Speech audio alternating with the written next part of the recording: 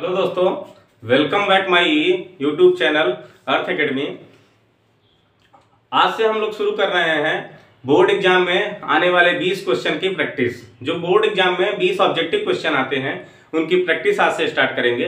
रोज 5 question की practice किया करेंगे हम लोग अलग अलग चैप्टर से। पूरा डिस्क्रिप्टिव पूरे कॉन्सेप्ट के साथ हम प्रैक्टिस करेंगे साइंस के और मैथ के। तो पहला क्वेश्चन हमने लिया है अर्थमेटिकल प्रोग्रेशन से, यानी समांतर श्रेणी से। पहला क्वेश्चन है हमारा, क्या है question? Common difference for arithmetical progression AP 3, 1, -1 और -3 विल बी। यानी एक समांतर श्रेणी दी हुई है हमको 3, 1, -1, -3। तो इसका कॉमन डिफरेंस यानी सर्वांतर क्या होगा ये पूछा है। तो कॉमन डिफरेंस का फार्मूला क्या होता है? D इक्वल टू होता है A3 -A2 equal to A2 -A1। जरूरी नहीं यही लिखा जाए। हमारा AP क्या होती है? कोई भी AP होगी A1 A2 A3 A4 ... AN। कोई भी दो टर्म अगर माइनस कर दें, हम आगे वाले टर्म से पीछे वाला टर्म माइनस कर दें तो हमारा AP आ जाता है। जैसे A4 -A3 लिख दें तो AP आ जाए, D आ जाएगा, सर्वांतर आ जाएगा, यानी हमारा कॉमन डिफरेंस आ जाएगा। A5 -A4 कर दें तब भी आ जाएगा। तो हम फार्मूला क्या होता है हमारा? D equal to A3 minus, ये लिखा हुआ है D equal to A3 -A2 equal to A2 -A1। यानी हमें दो टर्म को माइनस करके, 2 बार माइनस करके देखना क्या वैल्यू सेम आ रही है। अगर सेम आ रही तो वही हमारा कॉमन डिफरेंस हो जाएगा। तो D इक्वल टू हो जाएगा, यहाँ पे हमारा ये लिखा हुआ है तो ये A1 है, ये A2 है, ये A3 है, ये A4 है, ... जो भी है। तो A3 की वैल्यू -1 है, A2 की वैल्यू कितनी है? A2 की वैल्यू 1 है, इक्वल टू A2 की वैल्यू कितनी है? 1 है, और A1 की वैल्यू कितनी है? 3 है। तो माइनस का साइन लगा था बीच में, रख दिया हमने। अब हम इसको सॉल्व कर लेंगे तो माइनस माइनस प्लस होता है, तो -2 इक्वल टू प्लस माइनस, यहाँ प्लस है वहां माइनस है तो प्लस माइनस माइनस होता है तो -2। यानी हमारा कॉमन डिफरेंस क्या आ गया? दोनों इक्वल है।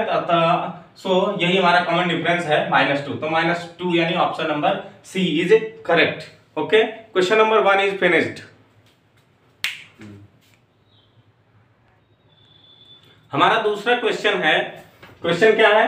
The rational number which can be expressed as a terminating decimal number will be. यानी एक रेशनल नंबर हमको गिवन है, इसमें से बताना है कौन सा टर्मिनेटिंग है या कौन सा नॉन टर्मिनेटिंग है without dividing, without actual division. ठीक है, बिना हमको डिवाइड किए हुए बताना है, बिना भाग दिए हुए बताना है कौन सा शांत दशमलव है, कौन सा अशांत दशमलव है। ठीक है, तो इसके लिए हम सबसे पहले एक हमारा रूल क्या होता है, हमें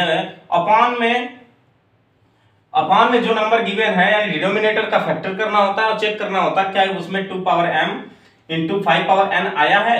अगर ये आया है, केवल 2m इंटू 5n अगर आया है तो वो नंबर हमारा होता है टर्मिनेटिंग। अगर इसके अलावा कोई भी फैक्टर नीचे आ गया डिनोमिनेटर में, 2 और 5 के अलावा कोई भी नंबर अगर आ रहा है तो हो गया नॉन टर्मिनेटिंग। अगर हमारा केवल 5 आ गया तब भी टर्मिनेटिंग। अगर अकेले केवल 2 आ गया तब भी टर्मिनेटिंग। यानी डिनोमिनेटर में या तो 5 आए, या तो 2 आए, या तो दोनों आए। अगर दोनों आ रहा है तब भी टर्मिनेटिंग। तो हम सबसे पहले फैक्टर करके चेक करेंगे। ठीक है, तो हम पहला ऑप्शन को चेक करते हैं पहले।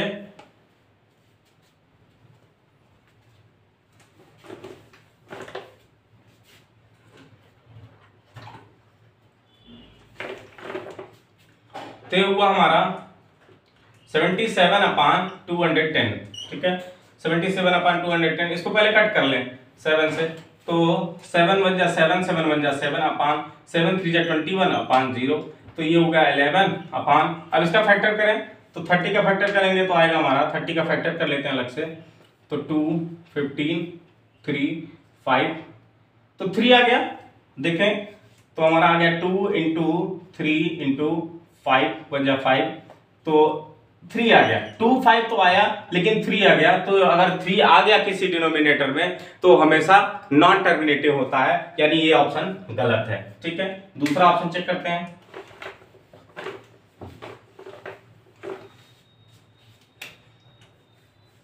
अब यहां पे हमको दिख रहा है 129 2 power 2 into 5 power 7 into 7 power 5। ठीक है, अब हमको ये दिख रहा है कि यहाँ पे 2 और 5 तो है, ये दोनों है, लेकिन 7 एक्स्ट्रा हो रहा है। तो पहले हम कट करते हैं, शायद 7 से ही कट हो जाए।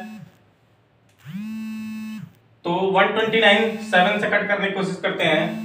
तो 7 1 जा 7, बचा कितना 7 5 7 5 12, तो 5 9 7 5 5 9 आएगा। 59 7 के टेबल में आता नहीं, यानी कटेगा नहीं, कटेगा हमारा नहीं। तो ये भी क्या हुआ, सीधे सीधे नॉन टर्मिनेटिंग हो गया, क्योंकि 7 एक्स्ट्रा आ गया नीचे, जो कि कट नहीं रहा है, तो ये नॉन टर्मिनेटिंग होगा। इसको भी हटा देते हैं। तीसरा चेक करते हैं, 13/3125। 3125 का फैक्टर करते हैं पहले। तो लास्ट में इवन डिजिट 5 है, तो 5 पहले 3 से 3 की डिविजिबिलिटी क्या होती है, सम ऑफ डिजिट, संख्याओं को जोड़ दो, जो संख्याएं अलग अलग अंक है उनको जोड़ दो और देखो वो 3 से डिवाइड हो रहा है कि नहीं। तो 3 1 4 4 2 6 और 5 11 11 3 के टेबल में नहीं आता है, तो 3 से नहीं कटेगा, सीधे 5 से कट करते हैं। 5 6 जा 30, 1 बचा, 1 और 2 मिलकर 12 होगा, 5 2 जा 10, 2 बचा, 5 5 जा 25, फिर 5 से, तो 5 5 1 जा 5, 1 बचा, 5 2 जा 10, 2 बचा, 5 5 जा 25। तो ये 5 से आ जाएगा हमारा 25, फिर 5 से ये 5, ये फिर 1। ठीक है, तो ये कट रहा है हमारा। तो आगे हमारा फैक्टर क्या आया, 13/325। तो 3 5 5 5 5 5, यानी 5 टाइम्स 5 आ गया। तो हमारा टोटल 5 आया, इसलिए कहेंगे 13/5 पावर 5, ये हमारा टर्मिनेटिंग है। हाँ, ये हमारा टर्मिनेटिंग है। जब हमें ऑप्शन मिल गया टर्मिनेटिंग का, तो हम आगे नहीं चेक करेंगे। वैसे भी 17 का फैक्टर नहीं होता, तो ये नॉन टर्मिनेटिंग है। तो टर्मिनेटिंग क्या हुआ, 13/3125, ये ऑप्शन हमारा करेक्ट होता है।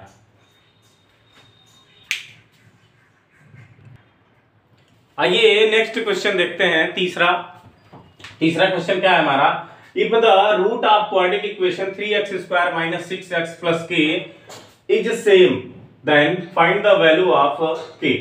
यानी हम बोला गया है कि क्वाड्रेटिक इक्वेशन एक द्विघात समीकरण है जिसके मूल बराबर है, सेम है यानी समान है, बराबर है। तो हमें k का मान बताना है। तो रूट, अगर हमको एक इक्वेशन दिया हो ax² bx + c = 0, तो इसमें 3 कंडीशन होती है। तो हमारा डिस्क्रिमिनेंट जो होता है d = क्या होता है, b² - 4ac। ठीक है, b² - 4ac। तो हमें 3 कंडीशन d की होती है। अगर d की वैल्यू हमारी ग्रेटर देन 0 आती है, तो रूट कैसा होता है, रूट रियल होता है और डिफरेंट होता है। रूट रियल होता है और डिफरेंट होता है। d की वैल्यू = 0 आती है, तो रूट रियल होता है और सेम होता है। ठीक है, और d की वैल्यू अगर लेस देन 0 आती है, तो रूट आर इमेजिनरी। रूट कैसा होता है, इमेजिनरी होता है और नॉट रियल होता है, या इमेजिनरी कहते हैं, दोनों कह लेते हैं, नॉट रियल कह लें या इमेजिनरी कह लें। ठीक है, तो हमारी कंडीशन क्या दी हुई है हमारे क्वेश्चन में कि root are real and same. Real नहीं दिया है तो रियल ही होगा, सेम बोल दिया है तो रियल डायरेक्ट होता है।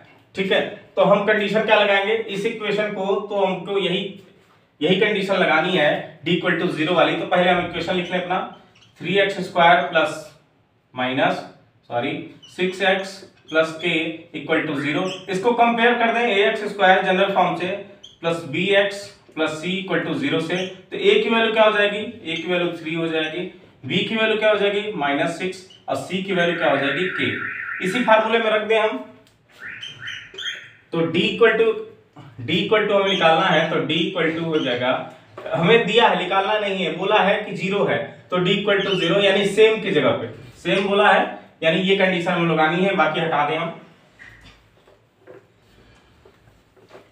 तो d की वैल्यू 0 है, ये हमको लगानी है।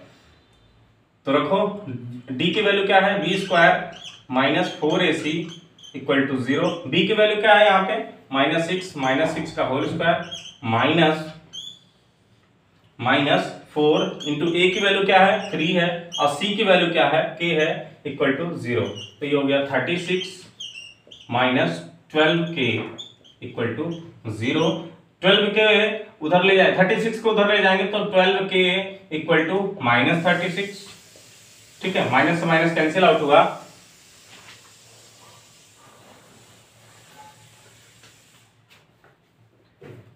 तो 36 को उधर ले जाएंगे तो हो जाएगा minus 12k equal to minus 36, minus से माइनस कैंसिल आउट हुआ तो k इक्वल टू आ गया 36 बाई 12, तो 12 3 जा 36, यानी k की वैल्यू क्या आ गई 3। k की वैल्यू हमारी आ गई 3। यानी जब भी हमको बोलेगा कि रूट सेम है और रियल है तो हम लगाएंगे d इक्वल टू 0। d की वैल्यू क्या होती है b square minus 4ac। Question 3 complete होता है। क्वेश्चन 4 पे चलते हैं।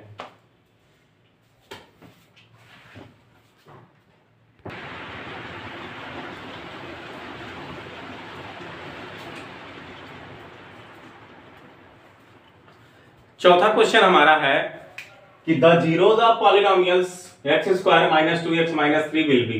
यानी एक पॉलिनोमियल हमको दिया है, बहुपद दिया हुआ है, उसका पूछा है कि जीरोज यानी शून्य क्या होंगे। तो ठीक है, बहुपद को सॉल्व करते हैं हम। तो x square minus 2x minus 3 दिया हुआ है। ठीक है,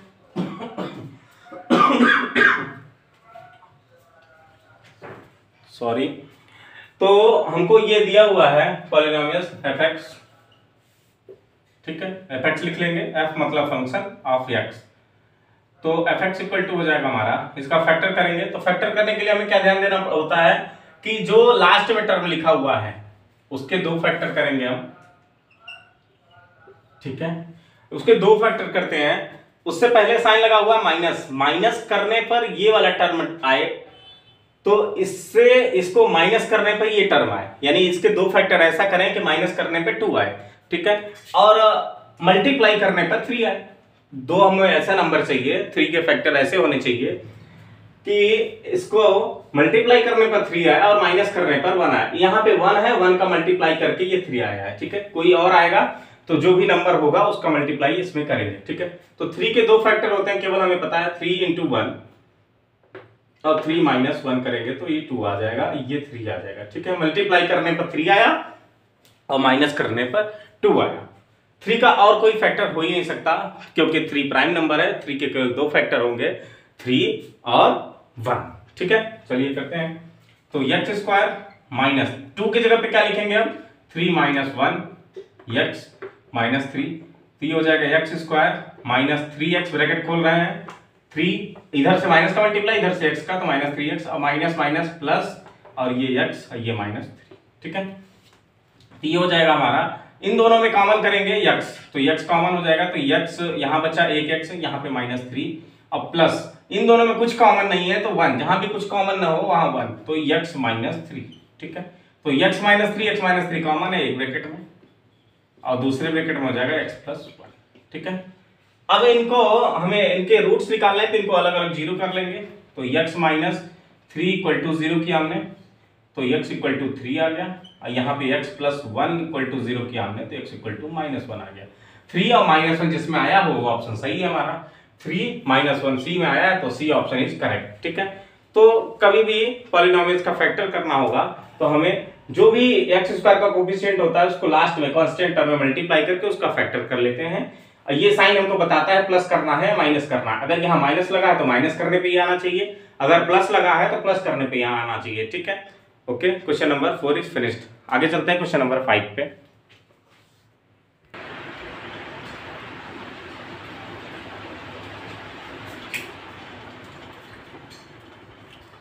तो आज का हमारा लास्ट क्वेश्चन या आखिरी क्वेश्चन है 5th नंबर, 5वां क्वेश्चन। ठीक है, क्या लिखा है, on the basis of graph of polynomials so in the figure zeros of polynomials will be. यानी हमें जो ग्राफ का कॉन्सेप्ट होता है, जो ग्राफ का रूल होता है, उस पे हमें बताना है कि इसमें जो ये ग्राफ दिया हुआ है इसके कितने रूट्स हैं। ठीक है, कितने मूल हैं। तो हम जानते हैं एक्स एक्सिस, अगर कोई फंक्शन हमें एफ एक्स में दिया है, अक्सर नहीं दिया होता तो हम एक्स में मान लेते।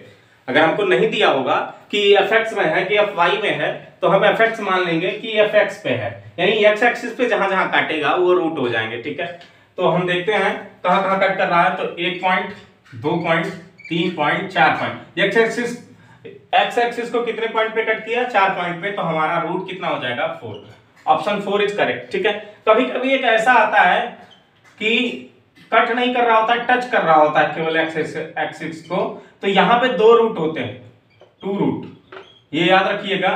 कहीं कहीं बुक में 1 रूट दिया है, लेकिन जहां भी कट कर नहीं कर रहा हो, केवल छू के जा रहा हो, टेंजेंट हो, एक्स एक्सिस टेंजेंट हो, तो वहां पे 2 पॉइंट होते हैं। ठीक है, 2 पॉइंट होते हैं, लेकिन एक ही जगह पे होते हैं, तो 2 पॉइंट काउंट करना है इस जगह पे। ठीक है, तो आज के हमारे 5 क्वेश्चन यहीं पे समाप्त होते हैं।